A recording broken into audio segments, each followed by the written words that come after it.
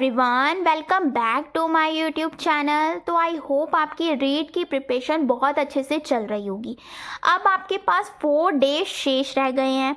इन 4 days में आप ज़्यादा से ज़्यादा अपने रिवीजन पर प्लस अपने शॉर्ट नोट्स एंड PYQ पर ज़्यादा से ज़्यादा फोकस कीजिए, क्योंकि 4 डेज जो है अब आपके रिवीजन के पर्पज़ से बहुत ज़्यादा इम्पोर्टेंट है। और आज की वीडियो मैं इसी टॉपिक के ऊपर लेके आई हूँ। कल की वीडियो में मैंने आपसे कहा था अगर आप साइकोलॉजी प्लस शिक्षण विद्या को अच्छे से कर लेते हो तो आप एक अच्छा स्कोर गेन कर सकते हो, क्योंकि शिक्षण विद्या और साइकोलॉजी का रेट में बहुत बड़ा रोल है। तो आज की वीडियो जो है मैं इसी टॉपिक पर लेकर आई हूँ, साइकोलॉजी प्लस शिक्षण विद्या। दोनों टॉपिक मैं आज की वीडियो में कंप्लीट कवर करने वाली हूँ। ये एक फुल मैराथन होगी, साइकोलॉजी प्लस शिक्षण विधि होगी। दोनों चीज़ मैं आपको एक ही में कवर करने वाली हूँ ताकि आप रीड फर्स्ट अटैम्प्ट में क्वालिफाई कर जाएं। तो वीडियो थोड़ा सा लंबा हो सकता है, लेकिन आपके एक एक पॉइंट को क्लियर करूँगी, सारी चीज़ें बताऊँगी, जितने भी इम्पोर्टेंट पॉइंट्स हो सकते हैं, टॉपिक हो सकते हैं साइकोलॉजी में एंड शिक्षण विधियाँ जितनी भी हैं, सारी मैं इस एक वीडियो में कवर करने वाली हूँ। तो आप वीडियो को शुरू से लेकर लास्ट तक ज़रूर देखिएगा और चैनल पर नए हैं तो चैनल को सब्सक्राइब ज़रूर कीजिएगा। और जितने भी आपके रीड के फ्रेंड सर्कल ग्रुप है या जितने भी ग्रुप में आप ऐड है, उन सब में इस वीडियो को शेयर ज़रूर कीजिएगा ताकि सबकी हेल्प हो जाए। क्लियर हो गया? तो स्टार्ट करते हैं आज की वीडियो को। सबसे पहला टॉपिक है, सबसे पहली चीज़ जो मैंने उठाई है साइकोलॉजी उठाई है, जिसके अंदर मैं सब कुछ कवर करूँगी। साइकोलॉजी जितने भी सिद्धांत होते हैं सब कुछ मैं इसके अंदर कवर करूँगी। NCF, NEP, CCE, RT 2009, NCF 2005, जितने भी इम्पोर्टेंट टॉपिक हो सकते हैं सारे मैं इस वीडियो में कवर करने की पूरी कोशिश करूंगी। और ये मैं गारंटी लेती हूँ, आज तक आपने ऐसी वीडियो कहीं नहीं पढ़ी होगी। और पूरे YouTube पर सर्च करके देख लेना, इस टाइप की वीडियो आपको किसी ने नहीं दी है कि शिक्षण विद्या और प्लस साइकोलॉजी दोनों एक में ही कवर करवा दी हो। तो इसीलिए आप इस एक वीडियो को देख लोगे ना तो आपके 80 मार्क्स इसी एक वीडियो से कवर हो जाएंगे।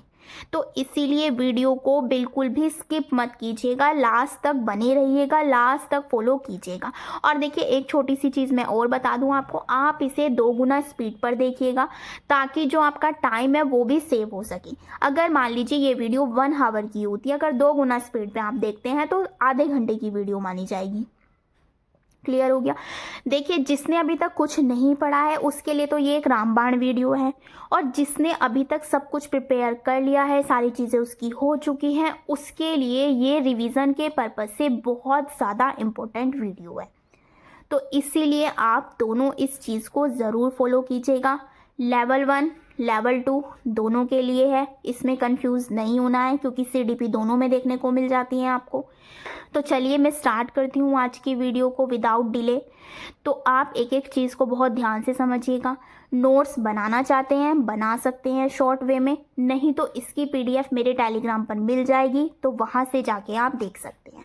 टेलीग्राम को ज़रूर ज्वाइन कीजिएगा, उस पर ऑल सब्जेक्ट्स की PDF अवेलेबल है। अगर लास्ट टाइम में कुछ भी नहीं पढ़ा, वहाँ से जाकर मेरे हैंड रिटन नोट्स पढ़ सकते हैं, और भी चीज़ें वहाँ पर प्रोवाइड की गई हैं, वो भी अगर आप पढ़ लेंगे ना तो ईजिली क्रैक हो जाएगा। 4 डेज़ बहुत ज़्यादा है, अभी भी एक डेज़ में 24 आवर्स होते हैं, तो 4 डेज़ आप लगा सकते हैं।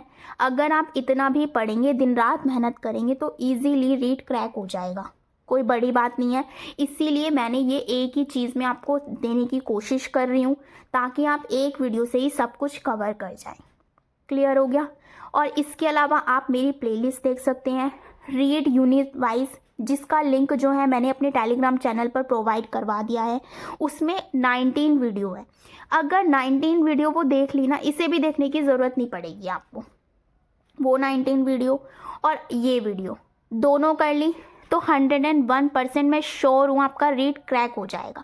बट पढ़ना अच्छे से है, चीज़ों को समझते हुए पढ़ना है, अंडरस्टैंड करना है चीज़ों को, क्योंकि फैक्ट बेस्ड चीज़ें देखने को मिल जाती हैं। तो ये चीज़ें ध्यान रखनी है। ये छोटी छोटी चीज़ें थी जो मुझे आपको इन्फॉर्म करनी थी। तो अब मैं स्टार्ट करती हूँ वीडियो को। देखिए हम साइकोलॉजी पढ़ने वाले हैं, यानी मनोविज्ञान पढ़ने वाले हैं। सबसे पहले आपको पता होना चाहिए मनोविज्ञान होता क्या है, क्योंकि इसी से हम स्टार्ट करने वाले हैं अपने पूरे सब्जेक्ट को। तो इसीलिए सबसे पहले आप इसके अर्थ को जानिए, जहाँ व्यक्ति के व्यवहार का अध्ययन किया जाता है। उसे हम क्या कहते हैं, मनोविज्ञान कहते हैं। जिसमें भी हम किसी के व्यवहार का अध्ययन करते हैं, बच्चे के, व्यक्ति के, तो वहाँ पर हम क्या चीज़ करते हैं, साइकोलॉजी यानी मनोविज्ञान, उसी को हम कहते हैं। इस शब्द की उत्पत्ति जो है साइके प्लस लोगोस शब्द से हुई है, यानी साइकोलॉजी जो होता है वो दो शब्द से मिलकर बना है, साइके प्लस लोगोस। क्लियर हो गया। साइके जो होता है इसका अर्थ होता है आत्मा यानी कि सोल, लोगोस का अर्थ होता है अध्ययन या विचार विमर्श। ये मैंने अलग अलग लिख दिया है। साइके का अर्थ जो है वो है आत्मा यानी कि सोल, एंड लोगोस का जो अर्थ होता है वो होता है अध्ययन यानी कि विचार विमर्श। क्लियर हो गया यहाँ तक। अब देखिए सबसे इम्पोर्टेंट चीज़ क्या है, विलियम वुंट ने जो दी है, ये इम्पोर्टेंट चीज़ है, हर बार पेपर में पूछ ली जाती है। सीटेट का ले लो, रीट का ले लो, यूटेट का ले लो, यूपीटेट का ले लो, बहुत ज़्यादा इंपॉर्टेंट लाइन है, मोस्ट मोस्ट मोस्ट इम्पोर्टेंट, आप इसे लिख सकते हैं। विलियम वुंट जो है इन्हें फादर ऑफ साइकोलॉजी यानी कि मनोविज्ञान के जनक भी कहा जाता है। किसको, विलियम वुंट को, याद रखना है, इंपॉर्टेंट है।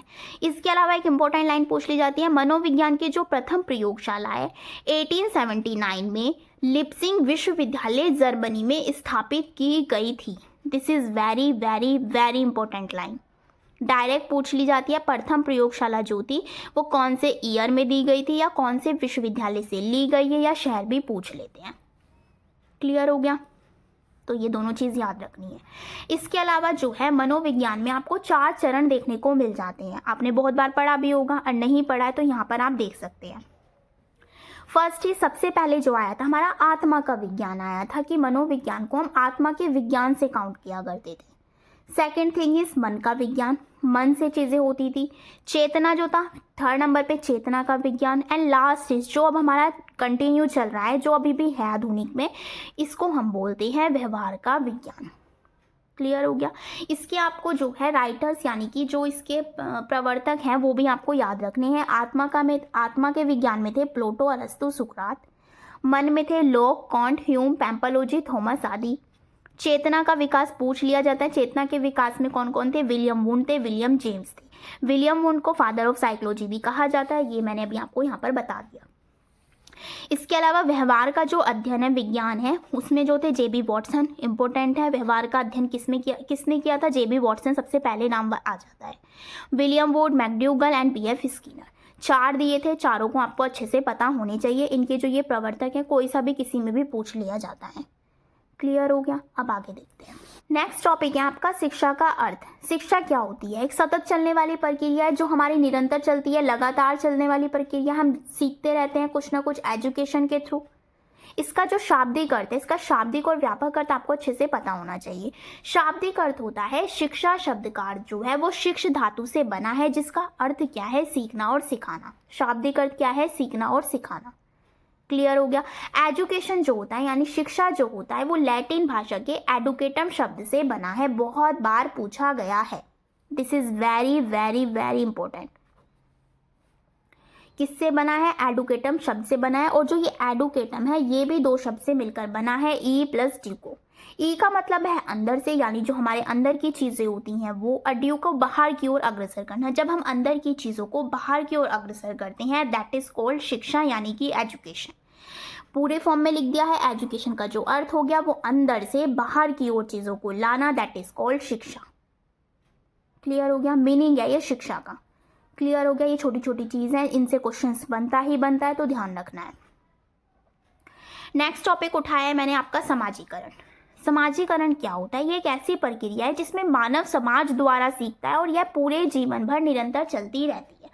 समाजीकरण क्या होता है, जब हम अपने आस पड़ोस से सीखते हैं, कहीं बाहर जा रहे हैं वहां से कुछ ना कुछ सीख रहे होते हैं, और ये निरंतर चलने वाली प्रक्रिया कि हम कहीं भी जा रहे हैं समाज से कुछ ना कुछ सीख रहे हैं, तो ये क्या हमारा समाजीकरण है। इसकी 2 एजेंसियां देखने को मिल जाती हैं, सक्रिय और निष्क्रिय। सक्रिय क्या होती है, जो हमारे परिवार होते हैं, दोस्त होते हैं, आस पड़ोस का वातावरण होता है, इनसे जो चीज़ें हम सीखते हैं दैट इज कॉल्ड सक्रिय।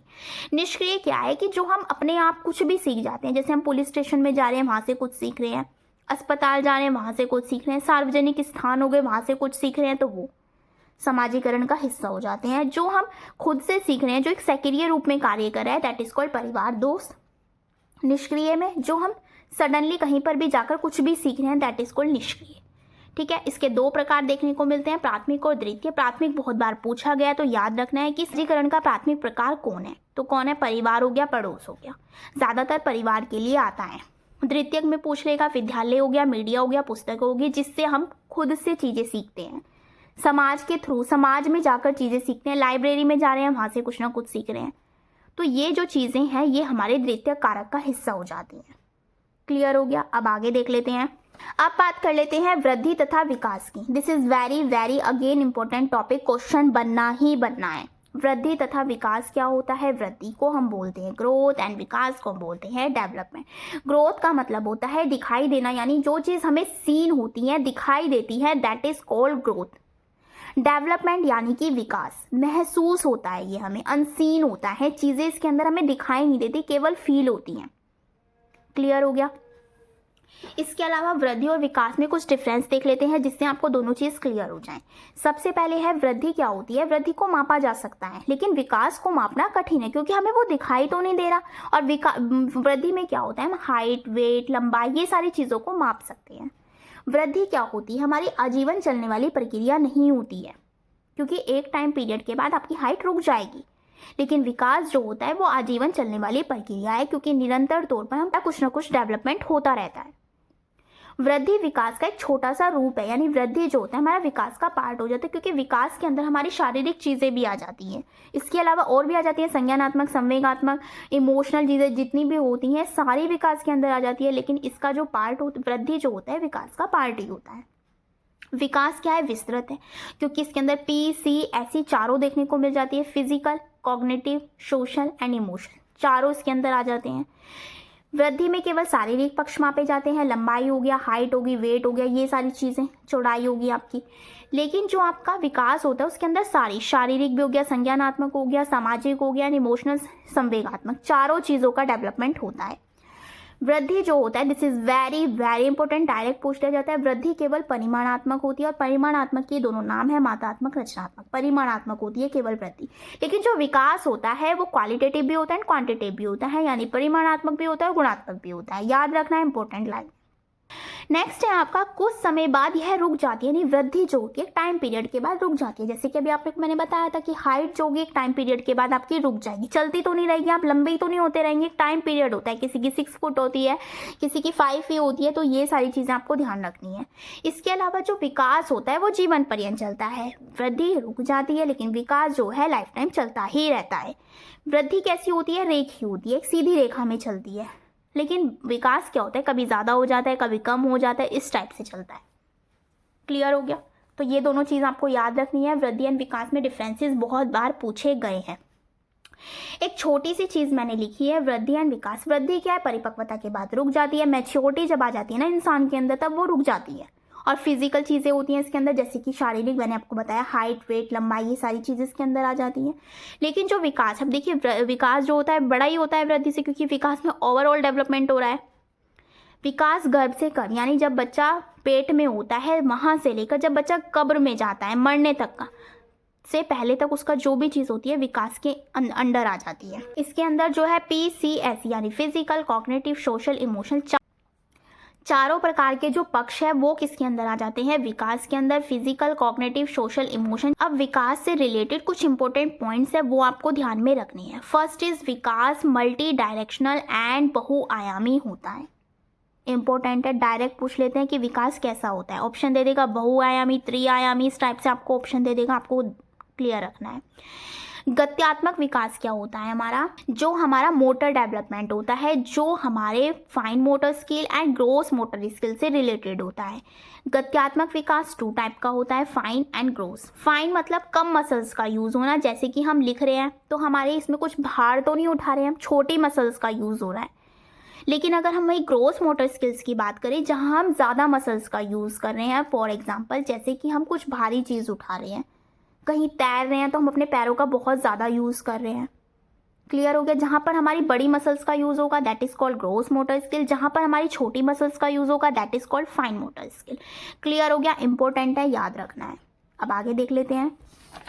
इसके अलावा विकास की दिशा का सिद्धांत जो है वो बहुत ज़्यादा इंपॉर्टेंट है। इसके अलावा और भी सिद्धांत है, एकीकरण का सिद्धांत हो गया, वर्तुलाकार सिद्धांत हो गया, अंतर्वैयक्तिक हो गया, बहुत सारे सिद्धांत है, लेकिन जो ज़्यादा एग्जाम के पर्पज से आपके इंपॉर्टेंट है वो है दिशा का सिद्धांत, जो कि 2 टाइप का होता है, मस्काधोमुखी एंड दुर्भिमुख, सफेलोकोडल एंड प्रॉक्सिमोडिस्टल। सफेलोकोडल जो होता है वो लंबवत चलता है क्योंकि ये सिर से पैर की ओर चलता है, लेकिन जो प्रॉक्सिमोडिस्टल होता है वो समीपस्थ दूरस्थ होता है, जो केंद्र से बाहर, यानी जो ये पेट होता है, केंद्र होता है, इससे जो बाहर की ओर चलता है, दैट इज कॉल्ड प्रॉक्सिमोडिस्टल। क्लियर होगा? दोनों आ जाते हैं, कभी कभी एक पूछ लेता है, कभी कभी दोनों ही पूछ लेता है, तो इसलिए क्लियर होना चाहिए। बहुत इंपॉर्टेंट है, बहुत ही ज़्यादा इंपॉर्टेंट है, मोस्ट इम्पोर्टेंट है। क्लियर हो गया? अब विकास की अवस्थाएं देख लेते हैं कौन कौन सी होती हैं। तो विकास की 4 अवस्थाएं होती हैं, आपको पता ही होगा, शैशवावस्था, बाल्यावस्था, मध्यावस्था, किशोरावस्था। बाल्यावस्था और किशोरावस्था से ज़्यादा क्वेश्चंस देखने को मिल जाते हैं, तो ध्यान रखना है। ज़्यादा डिटेल में पढ़ना है ना तो यूनिट वाइज आप कवर कर सकते हो। इसमें मैं बिल्कुल वही चीज़ लेके आई हूँ, बिल्कुल जो इम्पोर्टेंट है। फर्स्ट है शैशवावस्था 0 से 2 वर्ष, जिसमें बच्चा ज्ञानेंद्रियों से सीखता है, गति क्रिया करके सीखता है, हाव भाव प्रकट करता है। इसके अंदर फिजिकल एंड मेंटल डेवलपमेंट जो होता है वो फास्ट होता है।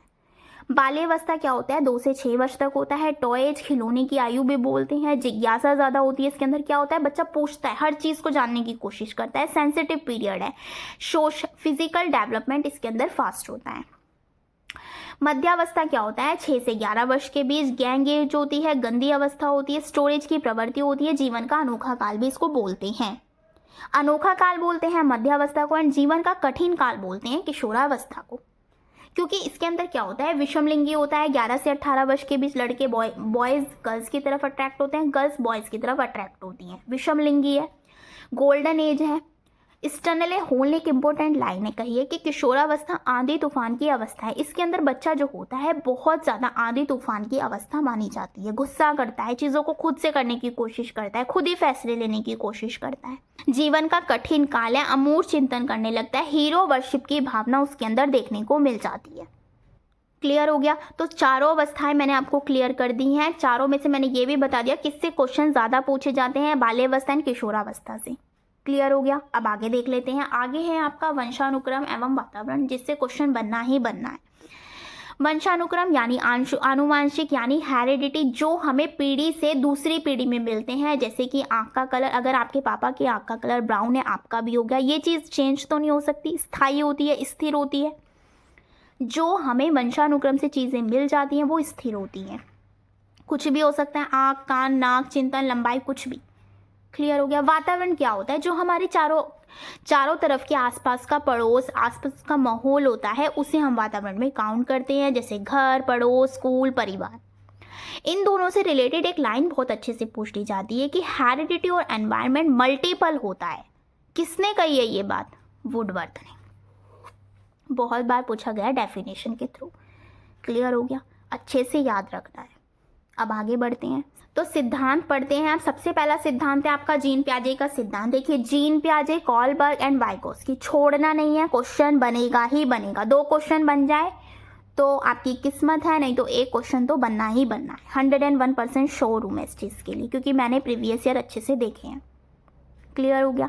अब जीन पियाजे पढ़ते हैं। जीन पियाजे ने दिया है संज्ञानात्मक विकास का सिद्धांत यानी कॉग्निटिव डेवलपमेंट थ्योरी। किसने दी है? जीन पियाजे ने। कहाँ के निवासी थे? स्विट्जरलैंड के। इनके जो सिद्धांत है इसके अन्य नाम भी हैं।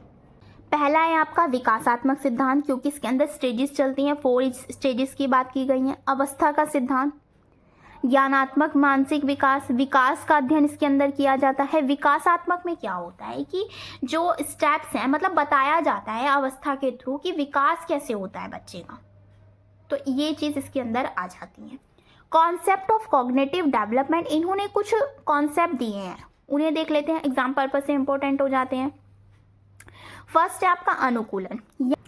वातावरण के अनुसार खुद को ढालने को क्या बोलते हैं हम? अनुकूलन बोलते हैं। इसकी 2 प्रक्रिया होती हैं, आत्मसात्करण एंड समायोजन। आत्मसात्करण क्या होता है आपका कि पूर्व ज्ञान को नए ज्ञान से साथ जोड़ना, दैट इज कॉल्ड आत्मसात्करण। समायोजन क्या होता है? पूर्व ज्ञान में परिवर्तन करके, मतलब पूर्व ज्ञान जैसे कि आपने कुछ भी ज्ञान लिया पूर्व में, मान लीजिए आपने साइकिल चलाना ही सीखा, उसमें कुछ परिवर्तन करके आपने वातावरण के साथ खुद को उसको एडजस्ट किया, उसमें तालमेल बिठाया, तो दैट इज कॉल्ड समायोजन यानी कि एडजस्टमेंट।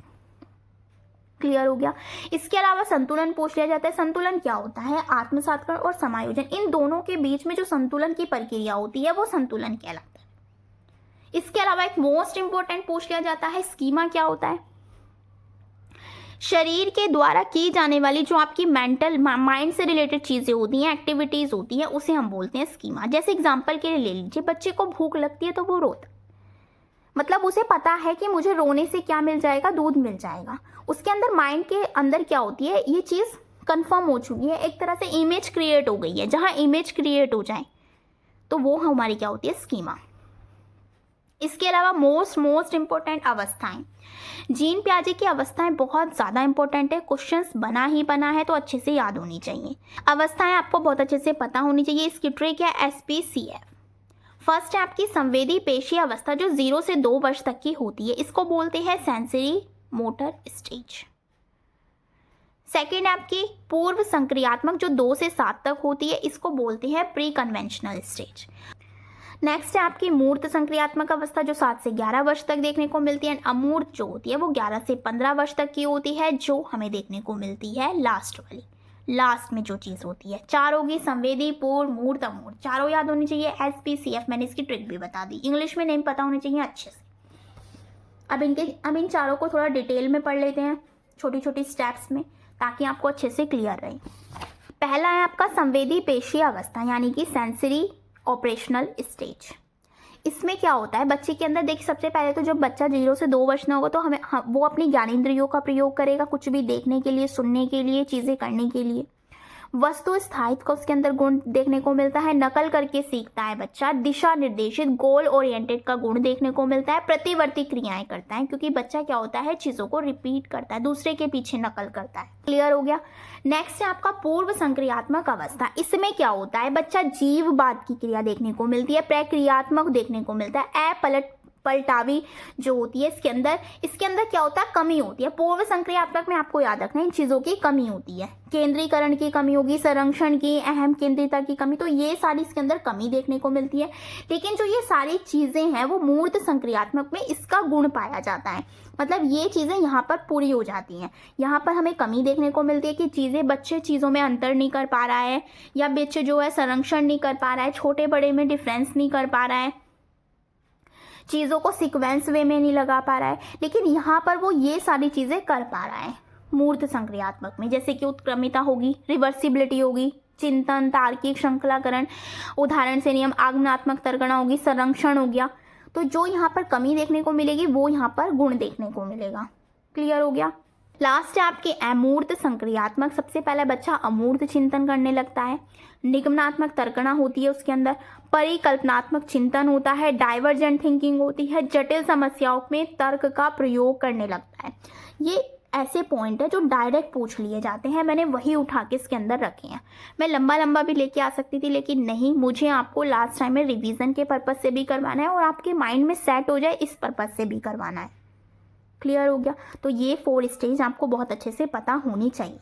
जीन प्याजे खत्म, आपका इतना कर लिया ना तो इजीली 2 क्वेश्चन इजीली मिल जाएंगे। अब बात करते हैं वाइगोत्स्की की। जीन प्याजे वाइगोत्स्की कॉल पर तीनों करने हैं, छोड़ना नहीं है। वाइगोत्स्की देखते हैं। सबसे पहले पता होना चाहिए वाइगोत्स्की ने कौन सा सिद्धांत दिया है, तो सामाजिक सांस्कृतिक की जहां पर बात आएगी, यानी कि सोशल प्लस कल्चर की जहां पर बात की आएगी, तो वो दी है आपके वाइगोत्स्की ने। इसकी एक ट्रिक है SCL, सोशल कल्चरल लैंग्वेज। तो ये चीज़ आपको याद रखनी है, SCL से आप याद कर सकते हैं। कहाँ के वैज्ञानिक थे, रूस के। बच्चा क्या होता है, अंतःक्रिया करके सीखता है, समाज प्लस संस्कृति से। किसने कही है ये बात, वाइगोत्स्की ने। क्लियर हो गया। 3 कॉन्सेप्ट्स इन्होंने दिए हैं। First is MKO, more knowledge other, यानी दूसरों से जो चीज़ें हम सीखते हैं, मतलब दूसरे को अगर ज़्यादा नॉलेज है और वो हमें सिखा रहा है तो वो चीज़। Scaffolding, that is called temporary help, जैसे कि आपको पापा जो है आपके साइकिल चलाना सिखा रहे हैं और पीछे से उन्होंने पकड़ रखा है, धीरे धीरे करके वो छोड़ रहे हैं, that is called temporary help. मतलब आपको उन्होंने थोड़ी सी हेल्प की और आपने साइकिल चलाना सीख लिया, this is called temporary help, यानी स्कैफोल्डिंग। ZPD क्या होता है, zone of proximal development, full form आपको पता होनी चाहिए। इसके अलावा क्या होता है कि जितना आपको आता था एंड जितना आपको नहीं आता था उसके बीच में जिसने आपकी मदद की, मान लीजिए यूट्यूब ने ही आपकी मदद की, तो वो बीच का पार्ट क्या हो जाएगा आपका ZPD यानी zone of proximal development. 3 concept अच्छे से याद रखने हैं वाइगोत्स्की के। इसके अलावा इन्होंने 2 चीज़ें और कही हैं। सबसे पहले इन्होंने बोला है कि भाषा पहले आती है, विचार बाद में, जबकि जीन पियाजे ने कहा था कि विचार पहले आते हैं, भाषा बाद में। लेकिन वाइगोत्स्की ने इनका उल्टा कहा है कि भाषा पहले आती है, विचार बाद में आते हैं। इसके अलावा इन्होंने एक इम्पोर्टेंट बात और कही है कि बच्चा जो होता है निज भाषण, आंतरिक वाक और स्वयं से बात करने की प्रक्रिया को दोहराता है। ये बात आपकी किसने कही है? वाइगोत्स्की ने। क्लियर हो गया? अब आगे देख लेते हैं। जीन पियाजे एंड वाइगोत्स्की यहाँ पर आपका क्लियर होता है। अब बात कर लेते हैं कॉलबर्ग की। तो लॉरेंस कॉलबर्ग का नैतिकता का सिद्धांत, कौन सा सिद्धांत दिया है? नैतिकता यानी मोरल डेवलपमेंट थ्योरी किसने दी है? लॉरेंस कॉलबर्ग ने। क्लियर हो गया? कहाँ के थे? अमेरिका के थे। इन्होंने क्या कहा है कि जो बच्चा सामाजिक परिवेश से सीखता है वो हमारी क्या होती है? नैतिकता। नैतिकता का मतलब क्या होता है? सही गलत की पहचान करना, जिससे हमें सही गलत की पहचान हो जाती है ना, दैट इज कॉल्ड नैतिकता। और ये जन्मजात तो नहीं होती, धीरे धीरे मैच्योरिटी के बाद आपके अंदर नैतिकता देखने को मिलती है। इसके अंदर एक स्टोरी बताई गई है, हिंज की दुविधा। यानी वो कंफ्यूज हो गया था वाइफ को लेकर, क्योंकि वाइफ उसकी बीमार थी, उसे दवाई चाहिए थी। तो ये स्टोरी किसमें बताई गई है? कॉलबर्ग के सिद्धांत में बताई गई है, क्योंकि हिंज कंफ्यूज था कि उसे दवाई चोरी करनी चाहिए या नहीं, बट उसने 2 चोरी की थी। तो ये नैतिक दुविधा और नैतिक तर्कणा में देखने को मिल जाता है हमें। 2 बातें देखो उन्होंने बोल दी है, नैतिक दुविधा और नैतिक तर्कणा। नैतिक दुविधा और तर्कणा क्या होता है? नैतिक दुविधा का मतलब होता है सही और गलत के बीच में फंसे रहना, और नैतिक तर्कणा का मतलब होता है सही और गलत के बीच में से किसी एक को चुन लेना। क्लियर हो गया? यहाँ पर हम फंसे रहेंगे, लेकिन यहाँ पर हम निर्णय ले लेंगे। नैतिकता जन्मजात नहीं होती है। इसके अलावा कॉलबर्ग ने 3 लेवल एंड 6 स्टेजेस दी हैं, यानी 3 लेवल के अंदर जो है हमें एक लेवल के अंदर 2-2 पार्ट देखने को मिल जाते हैं। तो उन्हें देख लेते हैं, उनसे क्वेश्चन बनता ही बनता है।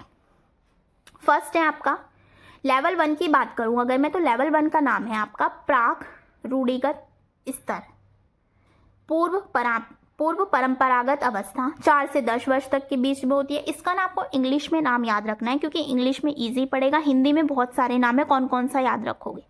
इंग्लिश का याद रखिए, प्री कन्वेंशनल स्टेज। इसकी 2 स्टेजेस आपको देखने को मिल जाती है। फर्स्ट इज दंड एवं आज्ञा पालन, सेकेंड इज व्यक्तिकता और विनिमय। दंड एवं आज्ञा पालन क्या होती है? छोटे बच्चों में ज़्यादातर देखने को मिल जाती है, क्योंकि अगर हम उसे किसी चीज़ का लालच देते हैं कि अगर आप ये चीज़ करोगे तो हम आपको क्या करेंगे, अगर आपने ये चीज़ की तो हमें आपको इसका दंड देंगे। आज्ञा मतलब बच्चे जो होते हैं, छोटे बच्चे जो होते हैं बड़ों की आज्ञा का पालन करते हैं, तो ये चीज़ हमें छोटे बच्चों के अंदर देखने को मिल जाती है, जिसमें हमारी नैतिकता शून्य होती है। व्यक्तित्व और विनिमय क्या होता है? जैसे को तैसा, यानी कि तुम मेरे साथ जैसा व्यवहार करोगे मैं भी तुम्हारे साथ वैसा व्यवहार करूंगा। टिट फॉर टैट की सिचुएशन जहां देखने को मिल जाती है वो होता है हमारा व्यक्तिकता और विनिमय। क्लियर हो गया? जैसे कि मैं एग्जांपल देके बता देती हूँ। जैसे कि मान लीजिए 2 बच्चे क्लास में बैठे हैं, आज एक टिफिन बॉक्स लाया, दूसरा नहीं लाया, तो एक ने दूसरे के साथ शेयर किया। अगले दिन दूसरा लेके आया, तो दूसरे वाले ने कहा कि कल मैंने तुम्हारे साथ टिफिन शेयर किया था, तो आज तुम मेरे साथ करो। तो वो भी करता है। तो इसी तरीके से जैसे को तैसा, कल तुमने जो सी चीज़ की थी वही चीज़ मैंने की। दूसरा एग्जांपल लेके बता देती हूँ। जैसे कि 2 बच्चे हैं, एक ने एक का पेन तोड़ दिया, तो दूसरे ने भी उसका उठा के पेन तोड़ दिया। तो वही चीज़ होगी, उसने जैसा कहा कि जैसा तुम मेरे साथ करोगे मैं भी वैसा करूँगा। जैसे को तैसे वाली सिचुएशन कहाँ देखने को मिल जाती है? प्री कन्वेंशनल स्टेज में। क्लियर हो गया? अब आगे देखिए, नेक्स्ट है आपका लेवल 2। इसमें भी आपको 2 स्टेजेस देखने को मिल जाती है। लेवल 2 के नाम क्या है? रूढ़िगत नैतिकता का स्तर, परंपरागत स्तर, कन्वेंशनल स्टेज। जैसा कि मैंने आपको कहा, इंग्लिश में नाम याद रखिएगा जिससे आपको कंफ्यूजन ना हो। Pre conventional, conventional and post conventional stage. Level 2 जो होता है वो हमारा 10 से 13 वर्ष की एज में देखने को मिल जाता है। इसके अंदर भी 2 स्टेजेस देखने को मिलती है। First is good boy good girl and second is law तथा ऑर्डर, कानून एवं व्यवस्था। गुड बॉय गुड गर्ल का मतलब होता है कि जहाँ पर हमारे प्रशंसा मिले, ईमानदारी, होनेस्टी देखने को मिले, तो वो चीज़ हमारी किस में आ जाएगी? गुड बॉय गुड गर्ल में। लॉ एंड ऑर्डर क्या कहता है? कानून एवं व्यवस्था, यानी कि रूल्स एंड रूल्स, यानी कि rules are rules as they can't be broken, जिन्हें हम तोड़ नहीं सकते, जो बने हुए ही हैं। तो वो किस में आ जाते हैं, हमारे लो एंड ऑर्डर में। लेवल 3 की बात कर लेते हैं, परंपरागत स्तर यानी कि उत्तर रूढ़िगत नैतिकता। पोस्ट कन्वेंशनल स्टेज, इसकी भी 2 स्टेजेस होती है। फर्स्ट इज सामाजिक अनुबंधन उन्मुखता, सेकेंड इज सार्वभौमिक नीतिपरक उन्मुखता। सामाजिक सोशल, सार्वभौमिक यूनिवर्सल। ठीक है, सोशल का मतलब होता है जो समाज में बने हुए हैं लेकिन हम उन्हें तोड़ नहीं सकते, हमें उनका पालन करना पड़ता है। लेकिन अगर कोई चीज़ गलत हो रही है तो उसके अकॉर्डिंग हम चीज़ को, रूल्स को बदल सकते हैं। सार्वभौमिक में क्या होता है कि अगर मैं भूखा हूँ तो कोई और भूखा ना रहे, दया भाव जिसमें आ जाती है। क्लियर हो गया। इसकी जो आलोचना की है, सिद्धांत की आलोचना की गई है, वो की है कैरोल गिलिगन ने, क्योंकि इन्होंने ना इसमें स्त्री पक्ष को दिखाया ही नहीं है। इसके अंदर इन्होंने एक चीज़ कही है कि नैतिकता का आधार जो है, जो कॉलबर्ग थे उन्होंने क्या कहा, नैतिकता का आधार फीमेल को बता दिया उन्होंने कि फीमेल बस देखभाल करने के लिए है और पुरुष न्याय के लिए। तो कैरोल गिलिगन ने इसकी क्या की थी, आलोचना की थी। इंपॉर्टेंट है, पूछ लिया जाता है। क्लियर हो गया। आई होप आपको जो लॉरेंस कॉलबर्ग का नैतिकता का सिद्धांत है वो अच्छे से क्लियर हुआ है। अब आगे देख लेते हैं एरिक एरिक्सन की, जिन्होंने दिया है मनोसामाजिक विकास का सिद्धांत, जिसमें इन्होंने 8 अवस्थाएं बताई हैं। इनका ना एक फेमस, एक छोटा सा वर्ड है जिसका नाम है आइडेंटिटी क्राइसिस, जो दिया है एरिक एरिक्सन ने। ये डायरेक्ट पूछ लेते हैं कि आइडेंटिटी क्राइसिस वर्ड जो है वो किसने दिया है, एरिक एरिक्सन ने दिया है। आइडेंटिटी क्राइसिस का जो अर्थ है वो क्या है कि बच्चा यह ढूंढ रहा है मैं हूं कौन, किसके थ्रू ढूंढ रहा है, वो इन अवस्थाओं के थ्रू। 8 अवस्थाएं एक एक करके देख लेते हैं। पहली है आपकी विश्वास बनाम अविश्वास, जन्म से 2 वर्ष तक होती है। इसके अंदर बच्चे को आशा और उम्मीद देखने को मिलती है। देखिए फर्स्ट आपका ये, मैंने ये थोड़ा क्रॉस बना रखा है, ऊपर की साइड को थोड़ा उल्टा पुल्टा हो गया था तो ध्यान रखना है, कंफ्यूज नहीं होना है। नेक्स्ट है आपका स्वायत्तता बनाम लज्जाशीलता, जो 2 से 3 वर्ष के बीच में देखने को मिलता है। इसके अंदर इच्छा शक्ति और संकल्प देखने को मिलता है। थर्ड है आपका पहल बनाम अपराध बोध।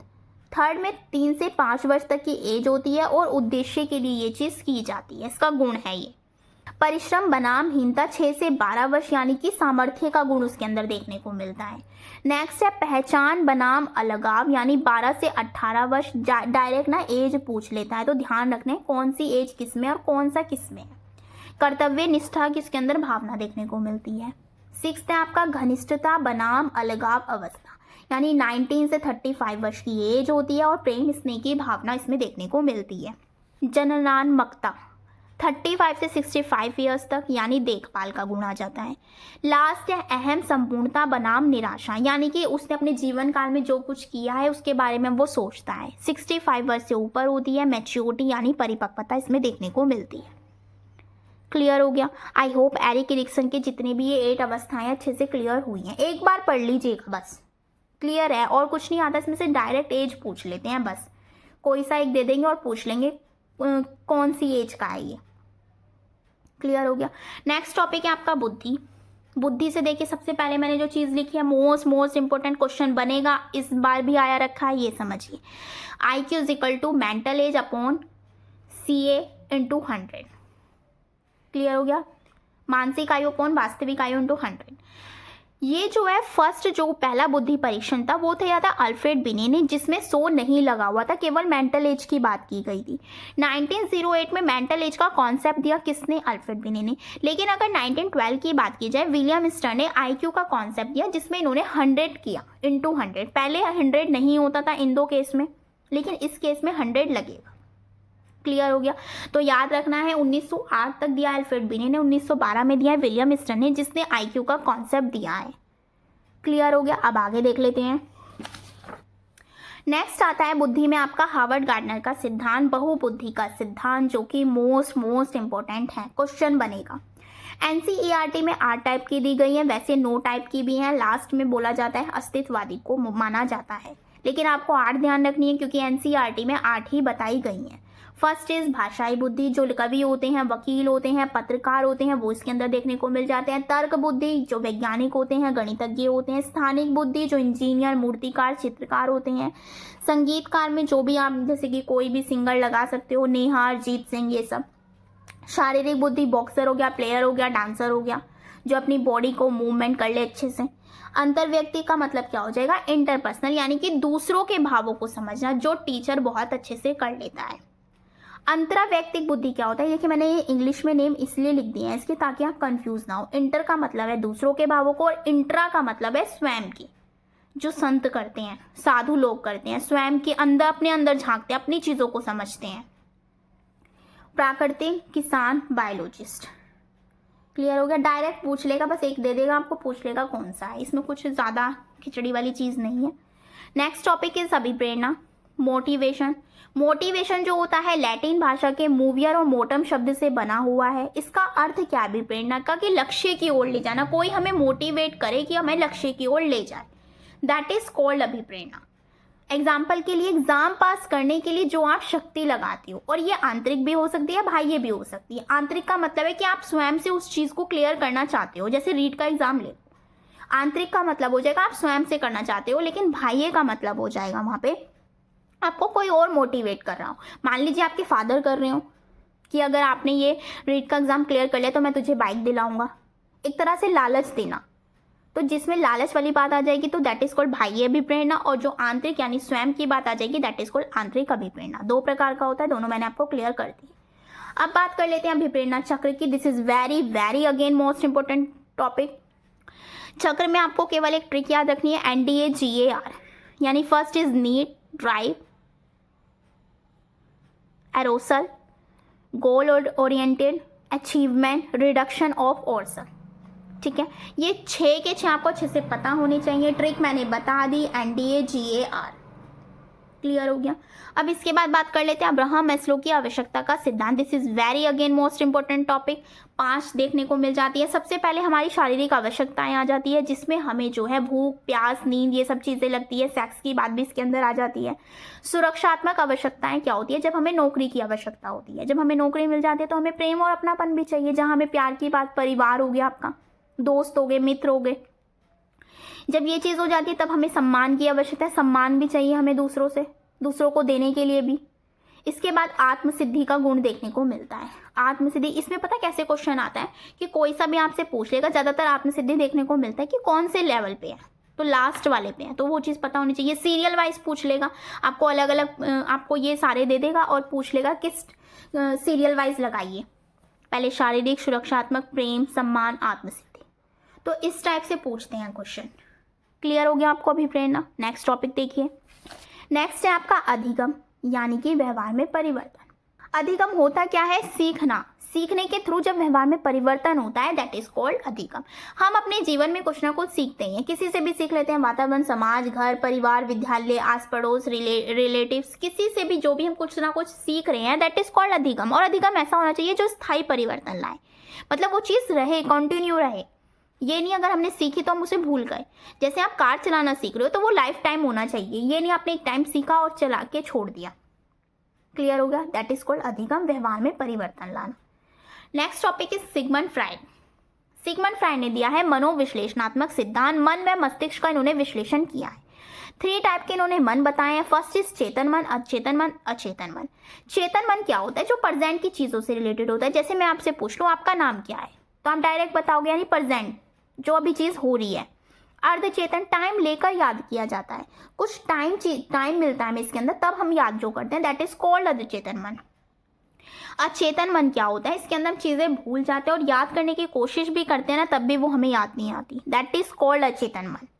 इसके अलावा फ्राइड ने क्या किया है, व्यक्तित्व को 3 भागों में डिवाइड किया है। First is id, second is ego, third is super ego. Id में क्या होता है, जो हमारी शारीरिक व मूल आवश्यकताएं होती हैं उसके लिए हम चीज़ें करते हैं लेकिन परिणाम की चिंता नहीं करते हैं। लेकिन ईगो में क्या होता है, हम परिणाम की चिंता भी करते हैं, इसके अंदर चीज़ें तो कर रहे हैं लेकिन इसके अंदर परिणाम भी चीज करते हैं। जैसे मान लीजिए यहाँ पे कोई चोरी कर रहा है, उसे यहाँ पर पुलिस पकड़ कर ले जाएगी, इस परिणाम की उसे कोई चिंता नहीं है, लेकिन इसमें उसकी चिंता है। सुपर ईगो होता है नैतिक मूल्यों के अकॉर्डिंग काम करना, और ये एक अच्छा भी माना जाता है पर्सनैलिटी के हिसाब से। क्लियर हो गया। इसके अलावा इन्होंने 3 बातें और बताई है जिनसे भी क्वेश्चंस देखने को मिला है, ओडिप्स, इलेक्ट्रा एंड स्वयंभू।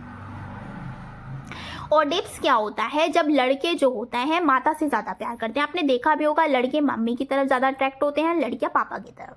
तो वही चीज़ बताइए। ओडिप्स मतलब लड़के जो होते हैं माता से ज़्यादा प्यार करते हैं, इलेक्ट्रा मतलब लड़कियां जो होती हैं पापा से ज़्यादा प्यार करती हैं।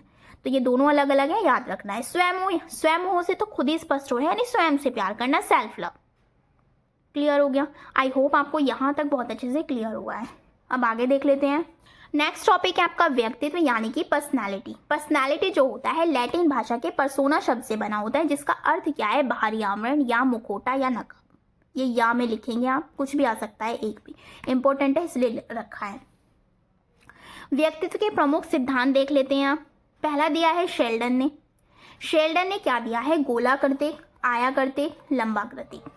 डिटेल में भी पढ़ाया हुआ पर्सनालिटी को, जाकर देख सकते हैं अगर यहाँ से अच्छे से क्लियर ना हो। नेक्स्ट है आपका क्रेशमर। इन्होंने दिया है फर्स्ट सुडोलकाय, लंबकाय, पिकनिक एंड मिश्रित काय। इन्होंने ये चीज़ें दी हैं इसके अंदर, किस टाइप से होनी चाहिए, शरीर के आधार पर इन्होंने ये चीज़ें दी हैं। थर्ड है आपका युंग। जुंग के आधार पर इन्होंने 3 प्रकार की बताई है, अंतर्मुखी, बहिर्मुखी, उभयमुखी। अंतर्मुखी जो अपने से रिलेटेड करता हो, बहिर्मुखी जो समाज से भी रिलेटेड मतलब दोनों से बात करता हो, उभयमुखी जो दोनों में हो। शील गुण का सिद्धांत क्या किसने दिया है? ऑलपोर्ट को कैटल ने दिया है। इसके अंदर 16 संख्या बताई गई है। इसकी एक मापनी भी है जिसे हम 16 PF यानी कि 16 पर्सनालिटी फैक्टर के नाम से भी जानते हैं। ये जितने भी रखे हैं ना मोस्ट इंपॉर्टेंट है। इसके अलावा व्यक्तित्व मापन की विधियां देख लेते हैं जो कि आनी ही आनी है, एक तो बनेगी ही बनेगी, तो ध्यान रखनी है। फर्स्ट है आपका आत्मनिष्ठ विधि, सेकंड इज वस्तुनिष्ठ, थर्ड इज प्रेक्षेप्य विधि। क्लियर हो गया? आत्मनिष्ठ में क्या होता है कि एक समय पर जब हम एक का मापन करते हैं, जैसे हम इंटरव्यू में करते हैं, एक समय में हम एक का मापन कर रहे होते हैं, दैट इज कॉल्ड आत्मनिष्ठ विधि। वस्तुनिष्ठ में क्या होता है? जब हम 2 या 2 से अधिक का मापन कर रहे होते हैं, दैट इज कॉल्ड वस्तुनिष्ठ विधि। और प्रेक्षेप्य विधि का मतलब होता है बिना मापन किए हम उसका मूल्यांकन कर रहे हैं, उसका मापन कर रहे हैं, दैट इज कॉल्ड प्रेक्षेप्य विधि। आत्मनिष्ठ की जो विधियां हो जाएंगी, फर्स्ट इज अवलोकन, साक्षात्कार, जीवन इतिहास एंड अंतर्दर्शन। वस्तुनिष्ठ में आ जाएगी प्रश्नावली, निरीक्षण, समाज मितीय, परिस्थिति एंड निर्धारण। प्रेक्षेप्य में आ जाएगी TAT, SAT, IBT, SCT, FWAT। इसके अलावा भी होती है लेकिन ये इंपॉर्टेंट है। क्लियर हो गया? आई होप आपको व्यक्तित्व पर्सनालिटी बहुत अच्छे से क्लियर हुआ है। नेक्स्ट बात करते हैं व्यक्तिगत विभिन्नताएं की। व्यक्तिगत विभिन्नताएं वही है इंडिविजुअल डिफरेंसेस कि 2 लोग कभी भी एक जैसे नहीं हो सकते हैं। बिहेवियर में कह लो या शरीर, रूप, रंग, आकार, बुद्धि, किसी भी चीज़ में कह लो कि 2 लोग एक जैसे व्यवहार नहीं करते हैं। सभी में किसी न किसी रूप में जो होती है इंडिविजुअल डिफरेंसेस देखने को मिलता है, चाहे वो रुचि में हो, बुद्धि में हो, सामाजिक, मानसिक, शारीरिक, संवेगात्मक, किसी भी रूप में हो। वे जो होते हैं हर एक सिचुएशन में डिफरेंट व्यवहार करते हैं, तो that is called individual differences. Clear हो गया? अब आगे देखते हैं। नेक्स्ट है आपका सीखने के प्रतिफल। सीखने के प्रतिफल में क्या होता है? जब शिक्षक और अधिकारी जो होते हैं, अभिभावक जो होते हैं, बच्चे का मतलब चीज़ें देखते हो कि उसने कितना सीखा है, तो यही होता है हमारा सीखने का प्रतिफल। बालकों को सीखने और निरंतर प्रगति के लिए कुछ मापदंड तैयार करना कौन करता है? शिक्षक, अधिकारी, अभिभावक, कि बच्चे ने कक्षा में कितना सीखा है। शिक्षण की प्रक्रिया में सुधार के लिए किया जाता है। बालक के बारे में अभिभावकों को जागरूक बनाने के लिए किया जाता है कि बच्चा क्लास में कर क्या रहा है, कितना सीख रहा है। तो ये सारी चीज़ें कौन करता है? शिक्षक, अधिकारी और अभिभावक। क्लियर हो गया? शिक्षण अधिगम सामग्री क्या होती है? शिक्षण को रोचक, रुचिकर बनाने के लिए हम इस चीज़ का प्रयोग करते हैं। 3 टाइप की होती हैं, श्रव्य, दृश्य, श्रव्य, दृश्य। श्रव्य का मतलब जो हम सुन सकते हैं, दृश्य जो हम देख सकते हैं, श्रव्य दृश्य जिसमें हम सुन भी सकते हैं और देख भी सकते हैं। एग्जाम्पल मैंने लिख दी है। नेक्स्ट है आपका शिक्षण स्तर का क्रम। ये क्या होता है? शिक्षण स्तर और शिक्षण चर दोनों मैंने एक जगह इसलिए रखे हैं ताकि आप कंफ्यूज ना हो। शिक्षण स्तर जो होते हैं 3 होते हैं, स्मृति स्तर, बोध स्तर, चिंतन स्तर। इनके राइटर याद रखने, स्मृति का हर्बर्ट, बोध का मॉरिसन एंड चिंतन का हंट। शिक्षण के चर कितने होते हैं? 3 होते हैं, जॉन डेवी ने दिए हैं। त्रिध्रुवीय प्रक्रिया भी इसको बोलते हैं। 3 कौन कौन से होते हैं? शिक्षक, विद्यार्थी, पाठ्यक्रम। शिक्षक जो होता है वो स्वतंत्र चर होता है, शिक्षा विद्यार्थी आश्रित चर होता है, पाठ्यक्रम मध्यस्थ चर होता है। जॉन डेवी ने दिए से बाल केंद्रित शिक्षा, प्रगतिशील शिक्षा के नाम से भी जानते हैं। इसके अंदर बच्चा रचनात्मक यानी क्रिएटिव होता है, जिज्ञासु, चीज़ों को सोचता है, करता है, करके सीखने पर बल देता है। इसके अलावा त्रिध्रुवीय प्रक्रिया दिया जॉन डेवी में, द्विध्रुवीय प्रक्रिया दिया एडम्स ने। क्लियर हो गया? चर और स्तर को बहुत कंफ्यूज नहीं होना। स्तर 3 होते हैं, चर भी 3 होते हैं, लेकिन दोनों में डिफरेंस है थोड़ा थोड़ा। क्लियर हो गया? अब आगे देखते हैं। नेक्स्ट टॉपिक है आपका आरटी एजुकेशन यानी right to education. This is very very important, RT 2009। सबसे पहले याद रखना है 7 अध्याय हैं, 1 अनुसूची है और 38 धाराएं हैं इसके अंदर। 4 अगस्त 2009 को तैयार हुआ था, लेकिन लागू कब हुआ था? 1 अप्रैल 2010 को। This is very very important line, ये बात बहुत बार पूछी गई है।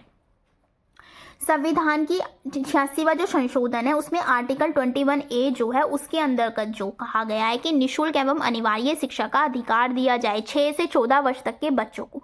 जो नॉर्मल बच्चे होते हैं जिन्हें कोई प्रॉब्लम नहीं है 6 से 14 वर्ष तक के होंगे, और जो डिसेबल्ड है या हैंडीकैप्ड है उनके लिए जो एज निर्धारित की गई है वो 6 से 18 वर्ष तक की गई है। दोनों बातें आपको अच्छे से पता होनी चाहिए। निःशुल्क एवं अनिवार्य शिक्षा का प्रावधान किस में दिया गया है? आर्टिकल 21A में।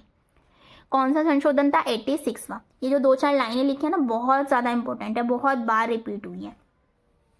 इसके अलावा जो प्राथमिक में शिक्षक और विद्यार्थी का अनुपात है वो कितना होना चाहिए? 1:30, यानी शिक्षक 1 होगा तो विद्यार्थी 30 विद्यार्थी पर 1 शिक्षक होना अनिवार्य है। उसी में अगर उच्च प्राथमिक विद्यालय की बात करें तो 35:1, यानी 35 अगर बच्चे हैं तो 1 शिक्षक का होना अनिवार्य है। अगर हम बात करें कक्षा 1 से 5 तक की, तो जो घर से विद्यालय तक की दूरी है वो 1 किलोमीटर की होनी चाहिए। वर्किंग डेज जो है वर्ष में शिक्षक का वो 200 दिन का होना चाहिए और उसे 800 घंटे पढ़ाई करवानी है, ये एक निश्चित टाइम पीरियड है। कक्षा 6 to 8 यानी उच्च प्राथमिक विद्यालयों की अगर मैं बात करूँ तो जो विद्यालय की दूरी है घर से वो 3 किलोमीटर पर होनी चाहिए। वर्किंग डेज जो है वर्ष में 220 दिन का होना चाहिए। वहीं अगर घंटे की बात करूँ तो 1000 घंटे पढ़ाई करवानी है, ये उच्च प्राथमिक विद्यालय की बात है। क्लियर हो गया। इसके अलावा एक मोस्ट इंपॉर्टेंट जो आता है, एक शिक्षक 1 सप्ताह में जो न्यूनतम घंटे काम करेगा वो है 45 आवर्स। डायरेक्ट पूछता है तो ध्यान रखना है। इसके अलावा क्या बात की गई है आरटी में? मानसिक व शारीरिक सजा बिल्कुल नहीं देनी, कि बच्चे को मारना पीटना ये सारी चीज़ों से बिल्कुल भी नहीं करनी। मातृभाषा पर जोर देना है, बल देना है। अब एक टेबल देख लेते हैं जो इंपॉर्टेंट हो जाती है आपकी आरटी के पर्पज से।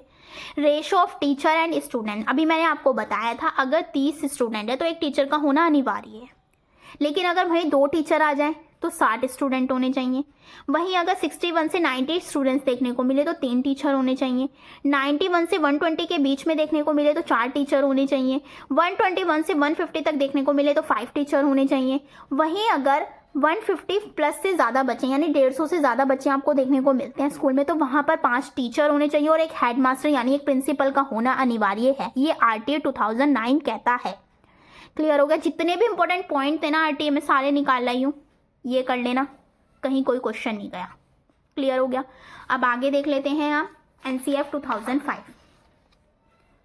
अब पढ़ते हैं NCF 2005। This is very very important.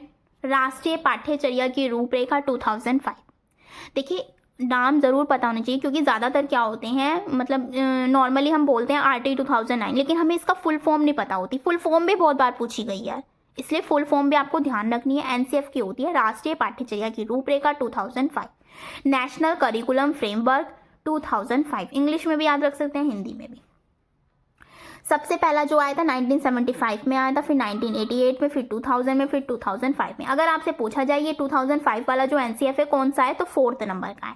अध्यक्षता किसने की थी? प्रोफेसर यशपाल ने। इसमें 5 मार्गदर्शी सिद्धांत देखने को मिलते हैं जिनसे क्वेश्चन बनता है, डायरेक्ट पूछ लेगा, 5 दे देगा और सीरियल वाइज पता होनी चाहिए। ठीक है। पहला है आपको ज्ञान को बाहरी जीवन से जोड़ना, पढ़ाई को रटन प्रणाली से मुक्त करना, पढ़ाई को रटन प्रणाली ना बनाया जाए, पाठ्यचर्या पाठ्य पुस्तक केंद्रित ना हो बल्कि बाल केंद्रित हो, गतिविधियों से जोड़ा जाए, क्रियाकलाप किए जाएं, राष्ट्रीय मूल्यों के प्रति आस्थावान विद्यार्थी तैयार किए जाएं। This is very very most important. अब कुछ इंपॉर्टेंट पॉइंट्स है वो देख लेते हैं। फर्स्ट इज रचनावाद, कंस्ट्रक्टिज्म पर जोर दिया है। शिक्षक की भूमिका सुविधादाता की हो, बहुभाषावाद पर जोर दिया है, करके सीखने पर बल देने की बात कही गई है। नवीन शिक्षण विधि इसके अंदर यूज की जाए, क्रमबद्धता की बात की गई है, लचीलेपन की बात की गई है, व्यापकता की बात की गई है, नवीन तकनीक की बात की गई है, पढ़ना लिखना बोलना सुनना इन पर बल दिया गया है। इसके अलावा इन्होंने कहा है त्रिभाषा सूत्र का पालन हो, हिंदी इंग्लिश मातृभाषा के रूप में भाषा सिखाई जाए। शिक्षण सूत्र की बात की गई है, ज्ञात से अज्ञात, सरल से कठिन, मूर्त से अमूर्त। किसमें बात की गई है? एनसीएफ 2005 में। इसके अलावा इसकी 5 विधियां देखने को मिल जाती है, इंपॉर्टेंट एग्जाम के पर्पज से याद नहीं है, करके सीखना, निरीक्षण विधि, परीक्षण विधि, सामूहिक विधि, मिश्रित विधि। तो ये एनसीएफ कहता है। एनसीएफ में जो है ये सिद्धांत बहुत ज़्यादा इंपॉर्टेंट है, तो ये अच्छे से आपको पता होनी चाहिए। क्लियर हो गया। आरटी भी करा दिया, एनसीएफ भी करा दिया, एनईपी भी अब आने वाला है। एनईपी भी देखेंगे हम आगे चलकर। पहले और टॉपिक्स को कवर कर लेते हैं जो इंपॉर्टेंट हो जाते हैं। आई होप आपको यहाँ तक बहुत अच्छे से सब कुछ क्लियर हुआ है। मैंने सारे टॉपिक्स को आपको बहुत शॉर्ट वे में पढ़ाने की कोशिश की है ताकि आपका एक भी टॉपिक ना छूटे। क्लियर हो गया। अब आगे देख लेते हैं। नेक्स्ट टॉपिक है आपका मापन, आकलन, मूल्यांकन, उपलब्धि परीक्षण। मापन देखते हैं। सबसे पहले मापन का अर्थ क्या है? अंक प्रदान करना। अंक के हिसाब से जब बच्चे की योग्यता को निर्धारित कर लेते हैं, दैट इज कॉल्ड मापन। 100 में से बच्चे के 60 अंक आए हैं, तो ये सारी चीज़ें किस में आती हैं? मापन में। मापन जो होता है वो मूल्यांकन का भाग होता है। क्यों? मूल्यांकन इवैल्यूएशन के थ्रू ही तो हम करते हैं वो सारी चीज़ें। मापन अनौपचारिक प्रक्रिया है। ठीक है। मापन के 4 प्रकार होते हैं। कौन कौन से? नामित मापन, क्रमित मापन, आंतरिक मापन, अनुपातिक मापन। किसने बोली है ये बात? एसएस स्टीवेंस के द्वारा ये बात बोली गई है। क्लियर हो गया। अब देख लेते हैं मूल्यांकन क्या होता है। मूल्यांकन का जो शाब्दिक अर्थ होता है वो होता है मूल्य का अंकन करना। किसी विषय हो गया, व्यक्ति, वस्तु, इनके गुण दोष को जब हम सही निर्णय लेते हैं ना, दैट इज कॉल्ड मूल्यांकन। मूल्यांकन जो होता है मात्रात्मक भी हो सकता है, गुणात्मक भी हो सकता है। मूल्यांकन जो होता है एक निर्णयात्मक प्रोसेस है।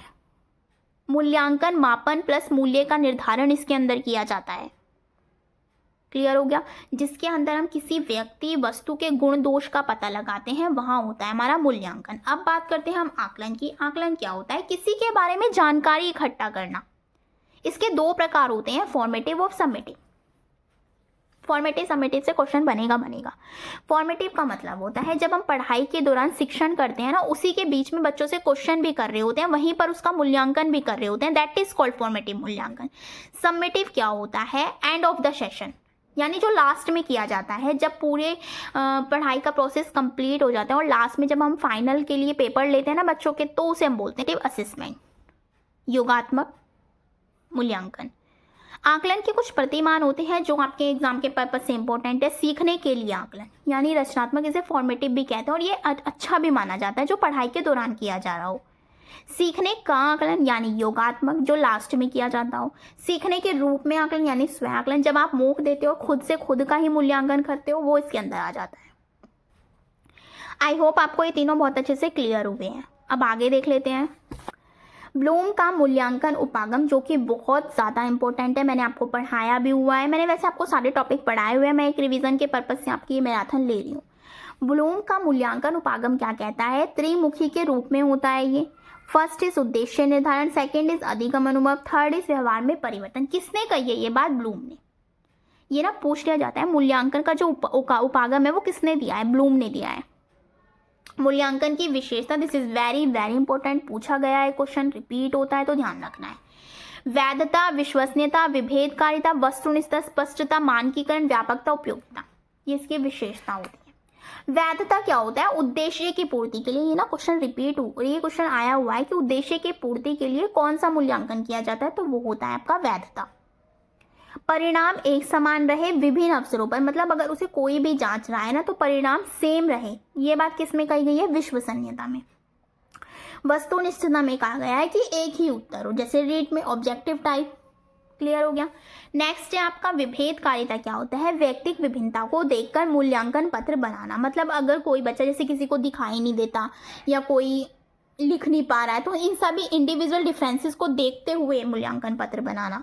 व्यापकता क्या होता है? व्यापकता होनी चाहिए, पेपर जब हम बनाते हैं उसके अंदर व्यापकता होनी चाहिए, सीक्वेंस होना चाहिए कि पहले दीर्घ रखने हैं, लघु रखने हैं, इस टाइप की चीजें होनी चाहिए।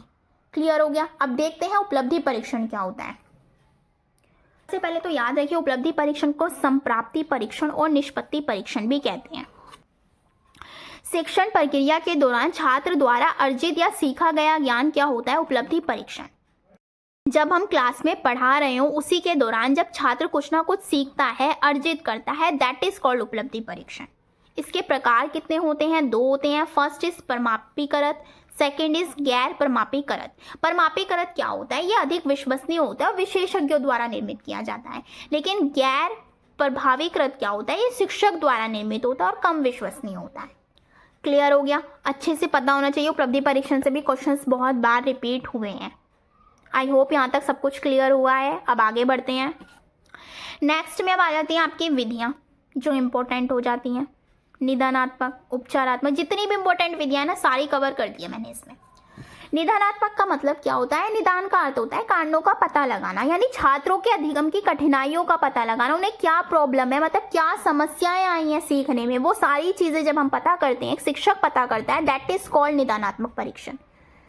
उपचारात्मक में क्या होता है? कठिनाइयों के कारणों को दूर करना। जब हम निदानात्मक कर लेते हैं ना, उसके बाद जो प्रोसेस होता है दैट इज कॉल्ड उपचारात्मक परीक्षण, यानी छात्रों के दोषों का निवारण करना, कठिनाइयों का निवारण करना, उनका उपचार करना, जो इसे हम चिकित्सक अध्यापन भी कहते हैं। जब हम बच्चे की कठिनाइयों का निवारण कर लेते हैं, उपचार कर लेते हैं, दैट इज कॉल्ड उपचारात्मक शिक्षण। क्लियर हो गया? निदानात्मक, उपचारात्मक मैंने बहुत बार पढ़ाया हुआ भी हुआ है। कमियों का पता लगाना निदानात्मक में, कमियों का उपचार करना उपचारात्मक में। क्लियर हो गया?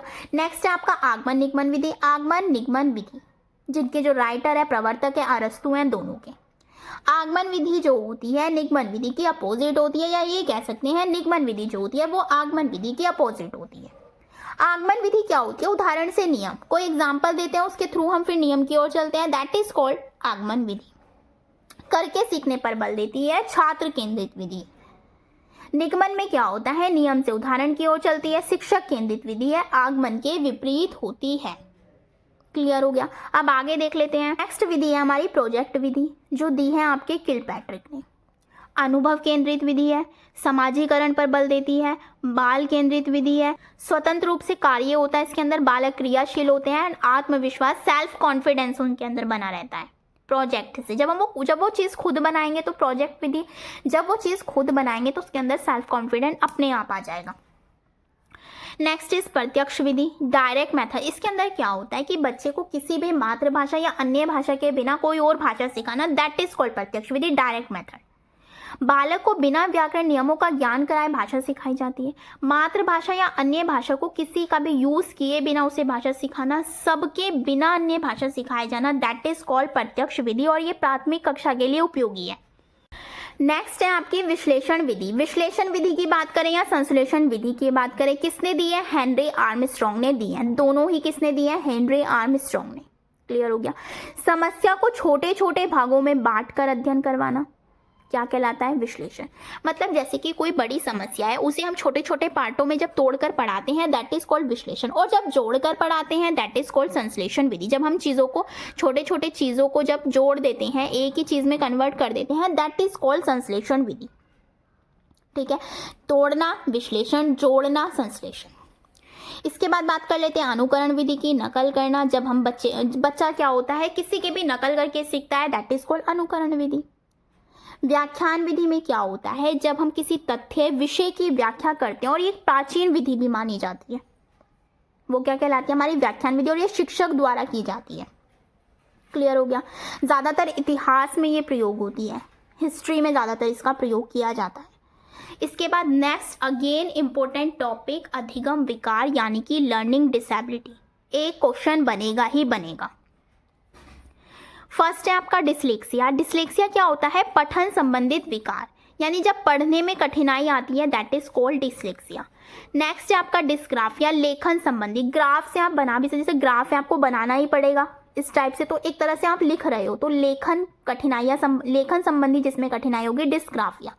नेक्स्ट है आपका डिस्कैल्कुलिया, इसे हम बोलते हैं गणित संबंधित कठिनाई।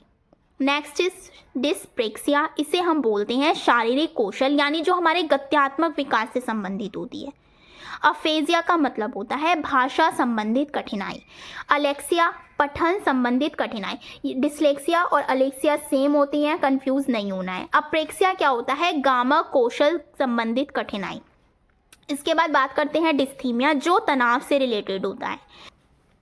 इसके बाद बात आती है भ्रम वाली स्थिति, तो ये होता है हमारा डिस्फोर्मिया। एक क्वेश्चन बनेगा ही बनेगा, इसकी ट्रिक भी मैंने आपको बताई हुई है। अगर आपने वो वीडियो नहीं देखी तो आप जाकर चेकआउट कर सकते हो, वहाँ पर इसकी ट्रिक भी मैंने बताई हुई है। अब यहाँ तक आपको सारे जितने भी टॉपिक्स मैंने अब तक कवर करवाए हैं अच्छे से क्लियर हुए हैं। अब आगे देख लेते हैं। नेक्स्ट टॉपिक है आपका सतत एवं व्यापक मूल्यांकन। This is very very very important, continuous and comprehensive evaluation.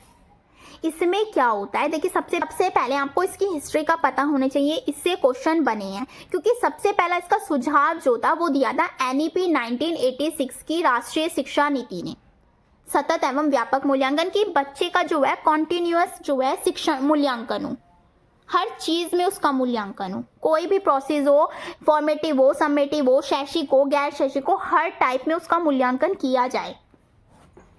Second चीज कही थी एनसीएफ ने 2005 में कि सह शैक्षिक गतिविधियों पर बल दिया जाए।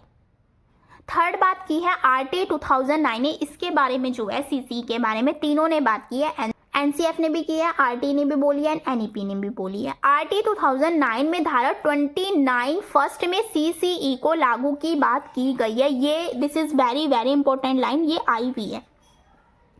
नेक्स्ट है आपका सीबीएसई के द्वारा सबसे पहले सन 2009 में कौन सी क्लास से लागू हुआ है, ये 9th क्लास से। This is very again important line.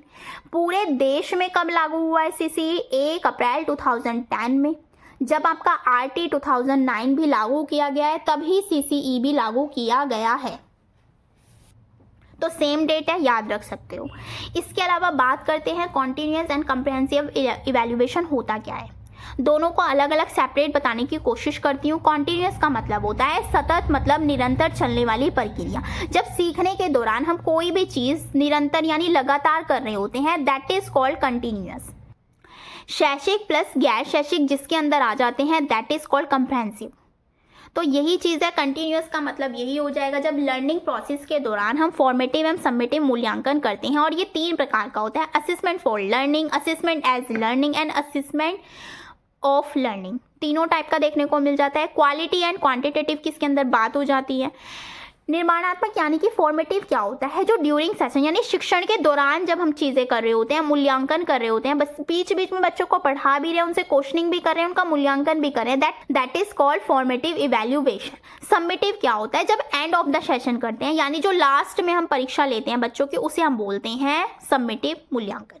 जो निर्माणात्मक होता है, फॉर्मेटिव होता है, उसका रोल जो होता है 40% का होता है, यानी जो वर्ष में होते हैं हम 10 मार्क्स के 4 टाइम में जब टेस्ट लेते हैं बच्चों का, उसे हम बोलते हैं फॉर्मेटिव। इसे हम बोलते हैं FA1, FA2, FA3, FA4।